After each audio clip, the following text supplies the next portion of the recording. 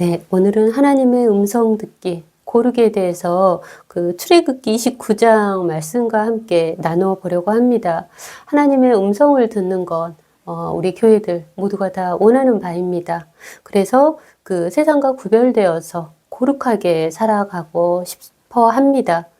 근데 영이 살아있다면은, 이렇게 당연하게 살아가야 됩니다.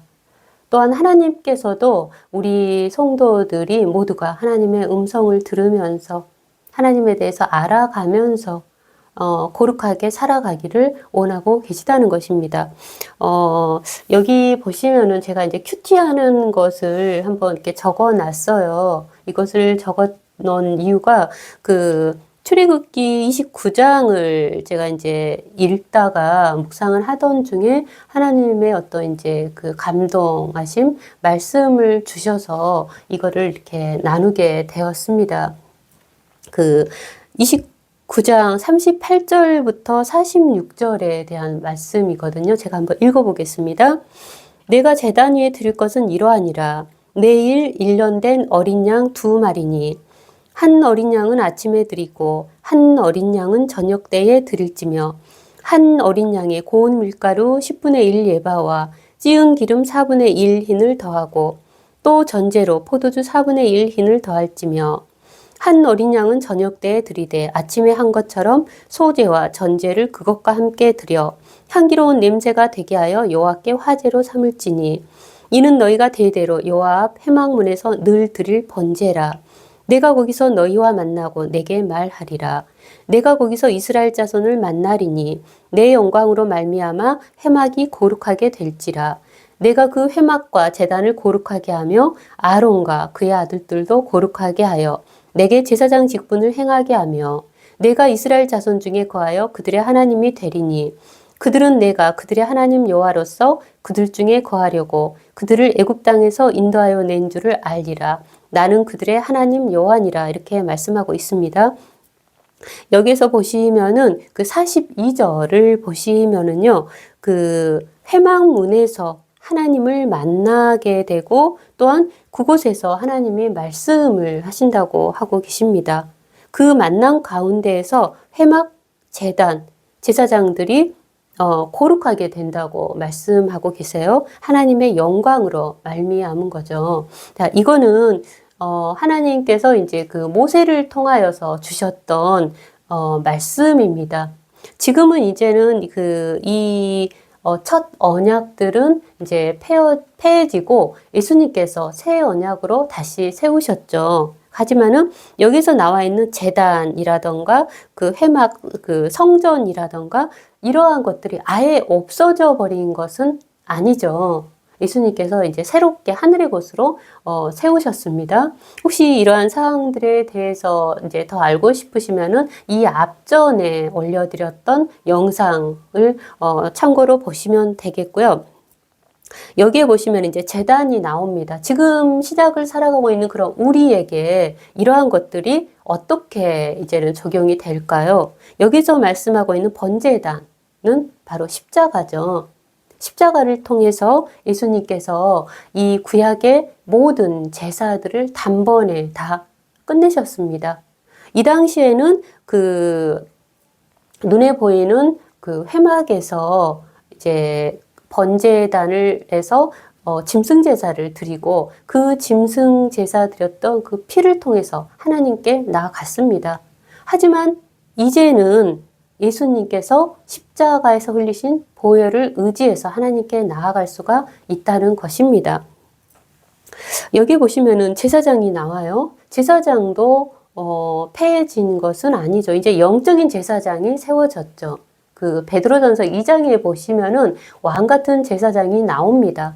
이 왕 같은 제사장에 대해서 이제 쭉 설명을 하는 것을 보게 되면은 어린 아이들처럼 순전하고 신령한 젖을 사모하라고 말씀하고 있어요. 이 순전하고 신령한 젖은 말씀이죠. 만나, 말씀. 이 언약의 말씀에 대해서 설명하고 있습니다. 이 말씀을 통해서 언약의 이 말씀은 우리에게, 언약 백성들에게 너희가 어떻게 살아가야 되는지 하나님의 백성으로서 거룩하게 되려면 어떻게 되는지에 대해서 계속 설명하고 있죠.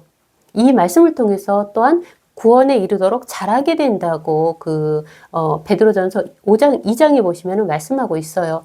그리고 산돌이신 예수님께 나아가서 산돌처럼 신령한 집으로 세워지고 그리고 거룩한 제사장이 되라고 말씀하고 있습니다. 그 거룩한 제사장은 하나님의 말씀에 순종함으로 또한 세워지고 거룩한 가운데 빛 가운데 행하게 될 거라고 말씀하고 있죠. 그렇다면은 우리가 이제 이렇게 살아갈 때 이제는 성전이 이 당시에처럼 회막 장막이 아니고 우리 믿는 사람 한 사람 한 사람이 하나님의 성전입니다. 예수님을 영접한 사람들, 예수님을 믿고 그리고 예수님의 십자가에서 행하신 피 보혈에 대해서 믿고 부활하심을 믿고 이 성경 말씀을 믿는 이들이 바로 하나님의 언약 백성이고 하나님의 성전이죠. 자, 그렇다면은 우리가 하나님의 음성을 듣는 것 그리고 거룩해지기 위해서 하나님께서 성전에서 만난다고 하셔요. 우리와 함께 이렇게 이제 또한 교제를 하시면서 말씀을 하시기를 원하신다는 거죠. 그래서 이제 이거를 이제 나누게 됐습니다. 자, 이렇게 제가 하고 있는 큐티입니다.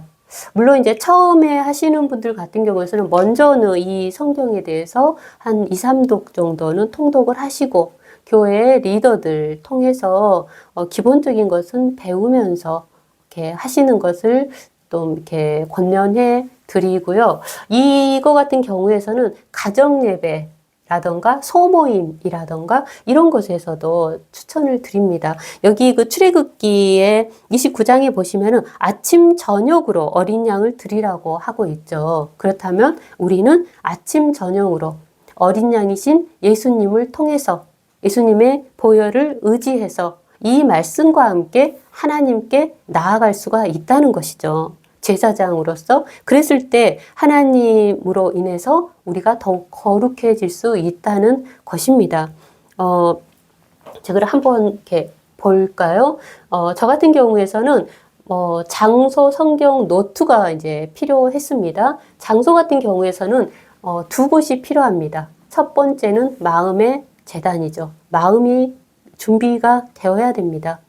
마음에 예수님을 영접하면 성령님께서 오시죠. 성령님께서 임재하셔서 성령 안에서 우리가 하나님께 나아가야 된다는 것이죠. 그렇기 때문에 마음의 장소가 필요하고요. 그 다음에 두 번째는 내가 있는 곳, 가정이라던가 아니면 회사라던가 이러한 곳에 매일같이 하나님께 나아갈 수 있는 곳, 아침 저녁으로 나아갈 수 있는 곳에 상이라던가 책상을 준비하는 것이 또한 필요하겠죠. 하루에 2번이라고 이제 말씀을 드렸지만은 새벽 예배를 매일같이 나가신다던가 소모임이 있다거나 가정 예배가 있다거나 교회 모임이 있다거나 이러한 것들도 굉장히 중요합니다. 하나님께서 원하시는 바죠. 이러한 것들이 있을 때는 하루에 1번 정도 할 수도 있겠죠.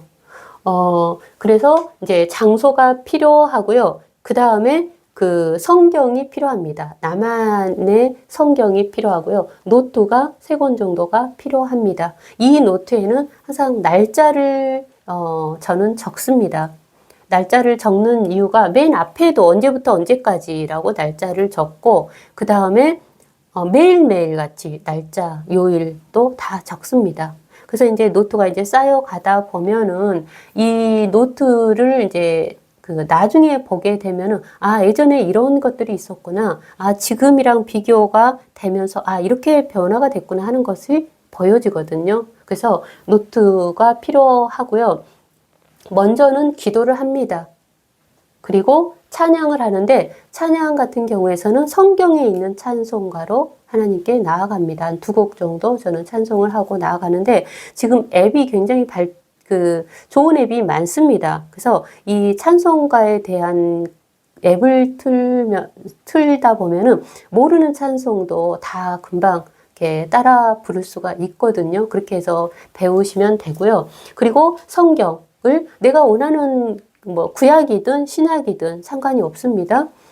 성경을 통해서 깊이 읽게 되는데, 근데 이제 이때 나아갈 때 먼저는 그 통독을 한 2, 3회 정도 하시고요. 교회 리더들을 통해서 조금 먼저 이렇게 기본적인 것은 알고 난 다음에 그 큐티를 하기를 저는 권면해 드립니다. 그래서 이제 이 말씀에 이제 나아가서 그 부분을 그 어느 정도 할지는 본인이 정하면 되고요. 그래서 깊이 읽게 먼저 읽습니다.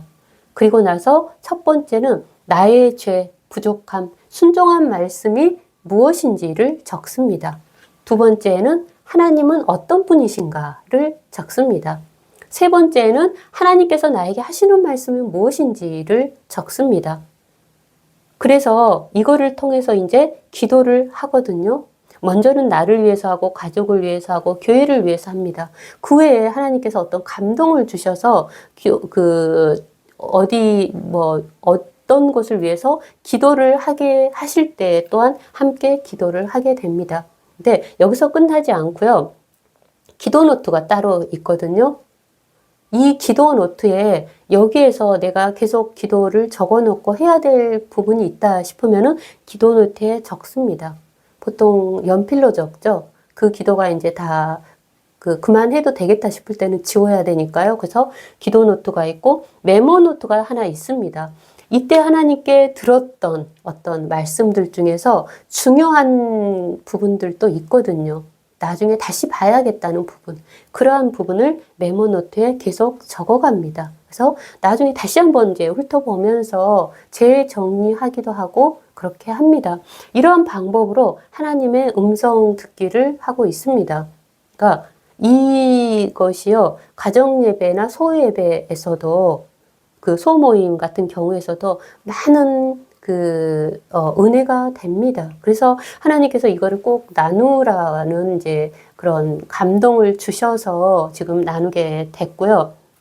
그리고, 이제 이렇게 보통 성경이 이제 다 끝났다 싶을 경우가 이제 이렇게 오래 하다 보면 이제 다 끝날 수도 있겠죠. 물론 오래 걸리겠지만 시간이. 그래도 다시 또 하다 보면은요, 똑같은 내용이라고 할지라도 또 다른 말씀을 해주십니다. 하나님께서요. 그리고 하나님에 대해서도 더 많이 알아가게 됩니다. 근데 여기서 정말 중요한 게 또 뭐냐면은요, 꼭 순종해야 된다는 것입니다. 순종을 해야지 하나님께서 또 다른 것을 보여주시고 또 다른 말씀을 해주시고 다음 단계로 나아가게 해주시고 하신다는 거죠. 요한복음 15장에 보면은 포도나무 비유가 있죠. 예수님이 포도나무시고 성부 하나님이 농부십니다. 예수님께 붙어 있어서 그 가지가 열매를 맺으면은 그 열매는 더 많이 그 가지가 더 많은 열매를 맺도록 하나님께서 깨끗하게 하신다고 하거든요. 근데 이 깨끗하게 함이 말씀으로 깨끗하게 한다고 하고 계세요. 그렇기 때문에 우리가 이 말씀을 통해서 하나님과 교제를 해 가면서 깨끗해지고 더욱더 거룩해지고 많은 열매를 맺게 된다는 것입니다. 그거를 위해서는 꼭 순종으로 나가야 된다는 것입니다. 그래서 이제 요한복음 15장에 열매 맺는 나무 가지는 더 열매 맺도록 더 깨끗하게 하신다고 하고 또한 예수님 은혜 안에 들어오게 된다고 하죠. 이 하나님의 사랑 안에 있는 자들은 순종으로 그리고 계명 지키면서 살아가는 이라고 말씀하고 있습니다. 하기 때문에 이렇게 묵상을 하고 큐티를 하시는 가운데서 꼭 순종으로 나아가기를 권면해 드립니다. 그래서 이제 십자가 번제단 아까 말씀드렸었죠. 여기에서 제단이 나왔어요. 이 제단이 십자가 번제단이죠. 이 십자가에서 날마다 나의 죄들을 죽여야 되는 거죠. 사도 바울처럼 날마다 죽노라 했었죠. 그리고 또한 물두멍이 있어요. 이 물두멍에는 겉이 여인들의 놋 거울로 겉을 쌌었죠. 그래서 그거를 보면서 이렇게 이제 제사장들이 씻었습니다. 그랬던 것처럼 우리에게는 우리의 영혼육을 볼 수 있는 거울이 바로 이 말씀입니다.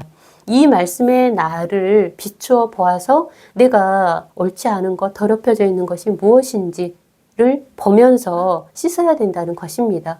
그리고 이 말씀뿐만이 아니라 십계명을 통해서 또한 나를 항상 보면서 씻고 그렇게 더욱더 거룩한 가운데서 하나님을 따르면서 살아가야 된다는 것입니다. 그래서 저는 신부의 영성에 대해서 여기 보시면은 이는 하나님의 사람으로 온전하게 하며 모든 선한 일을 행할 능력을 갖추게 하려 함이라. 이게 모든 성경에 대한 말씀이죠.